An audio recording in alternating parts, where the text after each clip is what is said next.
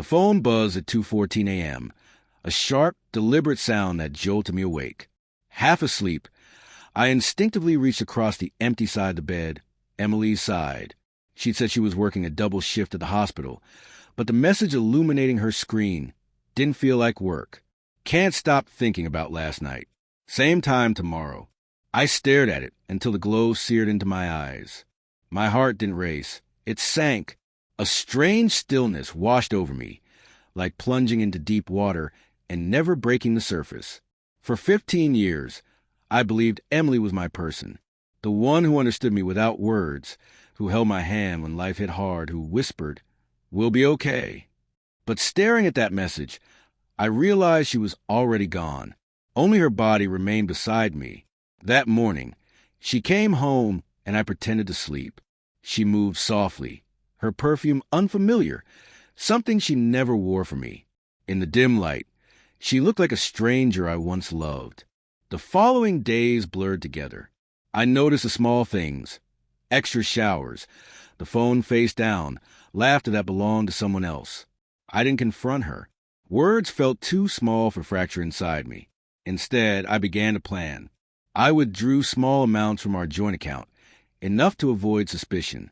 I found a cabin 3 hours north, by a quiet lake, an old fisherman's retreat owned by a friend. No signal, no noise, just space. But before I left, I had to see the truth with my own eyes. One night, she said she had another night shift. I followed her. Rain pounded the windshield as I trailed her car through darkness. She turned down a side road to a roadside inn, glowing faintly through the storm. I parked far enough away to remain unseen. When she stepped out, I prayed it was innocent, that I was wrong. Then a man appeared, smiling, confident. She walked straight into his arms. No hesitation, no guilt, as if she belonged there. I sat in the rain until everything blurred, her, him, the world, even my own tears. The woman I loved was gone, and I couldn't remember when I'd lost her. The next morning, I packed one duffel bag, left my phone and wedding ring on the kitchen counter beneath a note, "Don't look for me." Then I drove until the city disappeared, leaving only the noise inside my head. The cabin was silent, perched beside a still lake, surrounded by whispering pines. For days, I barely ate or spoke. I just sat on the porch, letting the world move on without me. At first, the silence pressed down like a weight, but over time, the pain dulled. I started small, chopping wood, cooking again, fixing the porch railing, watching the sunrise. I didn't feel hate. That surprised me. Hate would have meant I still cared. What I felt instead was emptiness, the quiet kind that simply exists. Months passed. No calls, no messages. My old life faded like a dream. Then, one morning, as I walked back on the lake, a car appeared on the dirt road. I froze. Dust swirled as the door opened, and Emily stepped out. She looked thinner, worn down, searching the clearing until she found me. "Daniel," she whispered, "you're alive." I said nothing. I replied. "I looked everywhere," she continued, voice trembling. "Your brother, your job, the police, they said you just vanished." "That was the idea," I said, turning toward the cabin. "Please," she begged, "let me explain." "Explain what?" I asked quietly. "The lies, the messages, the man. It's not what it looks like," she said through tears. "Don't," I murmured, "don't lie again." She broke down, hands covering her face.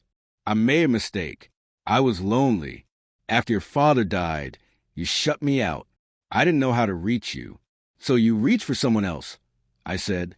"I ended it," she cried. "The moment you disappeared, I realized what I'd done. Please, Daniel, come home. We can fix this." Her words didn't move me. I waited for anger, pity, anything, but felt only the wind on my skin and the sound of the trees. "I already am home," I said. She looked at me, searching for the man she used to know. "You can't just throw away 15 years. You threw them first," I said quietly. "I just stopped trying to catch the pieces." She stayed for hours, begging, promising therapy, forgiveness, another chance. I listened until her words ran out. Then I said, "You should go before it gets dark." At her car door, she hesitated. "Will I ever see you again?" I shook my head. "You already did." When her car disappeared down the road, the dust lingered like ghosts. I stood there long after, until only the forest remained. Days later, I felt lighter, not happy, just still. I knew she'd regret it. Maybe already did. But regret doesn't fix what's broken. It only reminds you what can't be undone. Sometimes I think of her, the way she hummed over coffee, how she'd curl into me on cold nights. But those memories belong to another life, one that ended long before I left. Now, when the sun sinks behind the lake and the sky bleeds gold, I feel something I haven't in years. Peace. Not forgiveness. Not revenge. Just peace. A year later, a letter arrived. No return address. Just my name in her handwriting. Inside was an old photo of us on a beach. Smiling. On the back, "I finally understand what you meant by home. I hope you found yours. E." I stared at it for a long time, then sat on the windowsill. Outside, the lake shimmered under the fading light. Quiet, endless. Maybe she found peace too. Maybe that's how love ends. Not in anger or tears, but in acceptance. Some stories aren't meant to be repaired.